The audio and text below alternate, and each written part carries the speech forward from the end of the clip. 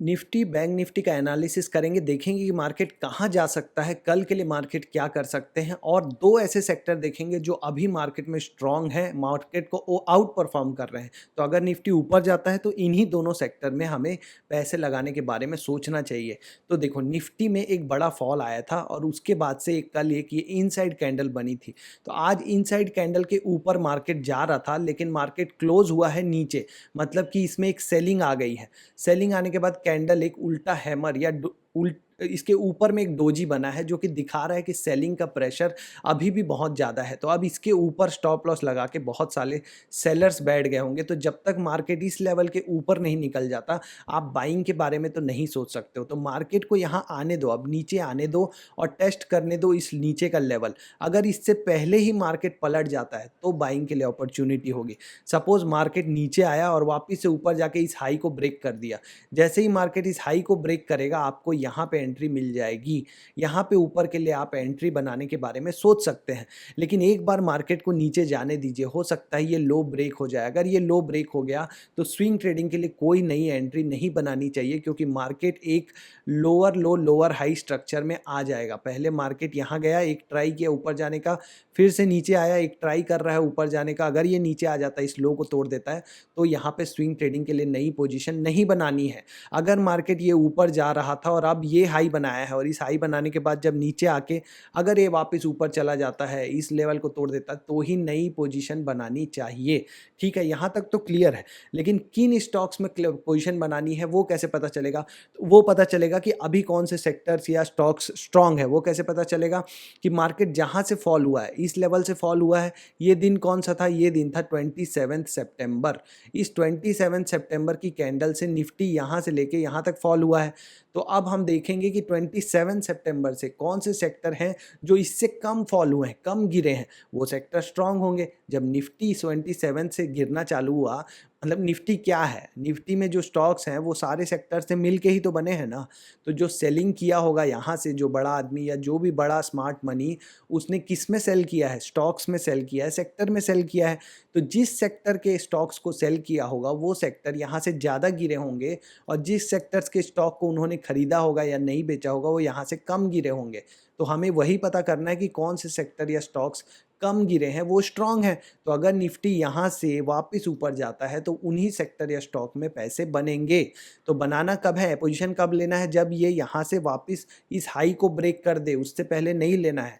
अगर ये यहाँ से इस लो को ब्रेक कर देता है तो बिल्कुल नया पोजीशन नहीं लेना है स्विंग ट्रेडिंग में, जब तक कि ये वापस से हायर हाई बनाना चालू ना कर दे। पहली बात। अब देखते हैं कि कौन से सेक्टर स्ट्रांग है। तो एक तो तरीका है कि सभी सेक्टर के चार्ट में जाके देखो कि ये फॉल कितना आया है। एक ये मेजरिंग टूल ले लो, मेजरिंग टूल से यहाँ से मेजर करके देखो कि निफ्टी में फॉल आया है 4.23% 7 डेज में। एक तो ये तरीका है कि दूसरा जो भी सेक्टर का चार्ट है उसको खोलो, मेटल को खोलो और चेक करो कि 27 सितंबर की जो कैंडल है, ये है 27 सितंबर कैंडल से। तो यहाँ देखो, यहाँ फॉल आया है 1.82% और निफ्टी में फॉल आया है 4 पॉइंट समथिंग परसेंट, यहाँ से लेके इसी कैंडल से यहाँ तक। तो निफ्टी से मेटल स्ट्रांग है। एक तो ये तरीका है, और अगर आपको ये नहीं करना है तो एक टूल लगा लो, इंडिकेटर। सेम चीज़ के लिए इंडिकेटर में जाओ, relative strength of stock by Bharat trader लगाओ और यहाँ नीचे इसकी सेटिंग में जो 123 दिन है, इनपुट में 123 को कर लो 7 डेज। 7 डेज क्यों आया? क्योंकि निफ्टी पिछले 7 डेली कैंडल से गिर रहा है। यहाँ से देखो, यहाँ से लेके यहाँ तक कितनी कैंडल है? 7 कैंडल्स हैं, 1 2 3 4 5 6 7। तो इस 7 कैंडल्स को हमने मेज़र किया है। या यहाँ से लेते हैं 8 कैंडल्स। 8 कैंडल के बाद निफ्टी का क्या है हाल वो देखते हैं, क्योंकि वहीं से सेलिंग आई है। 8 कैंडल करके देखेंगे हम इसके क्लोजिंग प्राइस से यहाँ तक, 8 कैंडल्स, क्योंकि 8 कैंडल से पिछले निफ्टी गिर रहा है। 1 2 3 4 5 6 7 8। तो 8 दिन के बाद अब कौन से स्ट्रॉन्ग है देखना है। तो यहाँ पे सेटिंग में जाके हम इनपुट में डालेंगे 8 और इसको कर देंगे ओके। अब निफ्टी को निफ्टी से कंपेयर कर रहे हैं, इसलिए लाइन आ रही है फ्लैट जीरो। अब वन बाय वन सभी स्टॉक में चलते हैं। मेटल में देखो, लाइन जीरो के ऊपर है, ग्रीन लाइन है, मतलब मेटल स्टॉक क्या है? स्ट्रॉन्ग है। RSI भी 50 के ऊपर है, मतलब मेटल में क्या है? मोमेंटम। तो मेटल एक अच्छा सेक्टर है एंट्री बनाने के लिए, अगर Nifty higher high higher low बनाता है तो। रियलिटी देखो, RSI 50 के नीचे, रिलेटिव स्ट्रेंथ भी जीरो लाइन के नीचे, मतलब ये सेक्टर वीक है। अब यहाँ अगर 27 सितंबर के क्लोजिंग, ये 26 के क्लोजिंग से यहाँ से मेज़र करोगे तो देखो निफ्टी से ज़्यादा गिरा है, ये 7% गिरा है, जबकि आपका इंडेक्स 4 साढ़े 4% गिरा है। इंफ्रा सेक्टर देखो जीरो के नीचे है आरएसआई, और रिलेटिव स्ट्रेंथ भी जीरो के नीचे है, मतलब कि ये भी वीक है। पब्लिक सेक्टर इंटरप्राइजेस जीरो के जस्ट ऊपर है, लेकिन रिलेटिव आरएसआई 50 के नीचे है, मतलब मोमेंटम नहीं है सेक्टर में। तो अभी तक हमें सिर्फ मिला है मेटल। यहाँ देखो रिलेटिव स्ट्रेंथ आरएसआई 50 के नीचे है, मतलब मोमेंटम नहीं है। आरएस लाइन जीरो के नीचे है, मतलब स्ट्रांग नहीं है।